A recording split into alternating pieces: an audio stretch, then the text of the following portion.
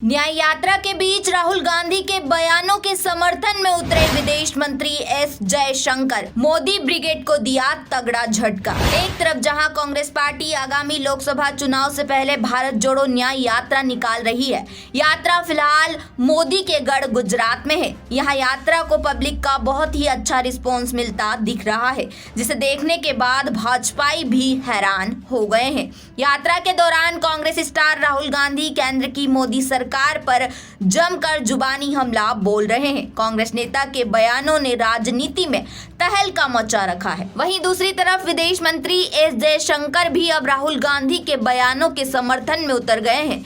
राहुल गांधी और एस जयशंकर एक ही भाषा बोलते नजर आ रहे हैं, जिससे भाजपा को तगड़ा झटका लगता नजर आ रहा है। दरअसल राहुल गांधी अक्सर अपने बयानों में कहते हैं कि मैं वर्षों से कह रहा हूं कि प्रधानमंत्री ने जो कहा कि लद्दाख में 1 इंच जमीन नहीं गई, वह झूठ है। पूरा लद्दाख जानता है कि चीन ने अतिक्रमण किया है। वे अक्सर कहते हैं कि चीन ने हमारी जमीन हड़प ली है, और अब यही बात विदेश मंत्री एस जयशंकर ने कही है। उन्होंने कहा, आज भी भारत के कुछ हिस्से पर अन्य देशों का कब्जा है। दरअसल जयशंकर अभी जापान के दौरे पर हैं और शुक्रवार को निक्केई फोरम को संबोधित कर रहे थे। इसी दौरान वह एक सवाल जवाब सत्र में शामिल हुए। जापानी पत्रकार ने जयशंकर से पूछा कि आप संप्रभुता के सम्मान करने की बात कहते हैं, लेकिन यूक्रेन पर रूस ने हमला किया तो भारत ने इसकी आलोचना नहीं की।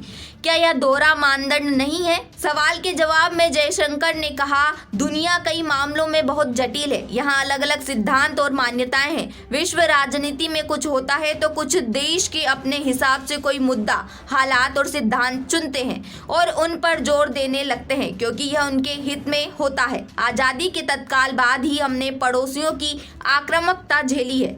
हमने अपनी सीमा को बदलते देखा है, यहाँ तक कि आज भी भारत के कुछ हिस्से पर अन्य देशों का कब्जा है, लेकिन हमने नहीं देखा कि दुनिया हमारे साथ सिद्धांतों को लेकर खड़ी हुई।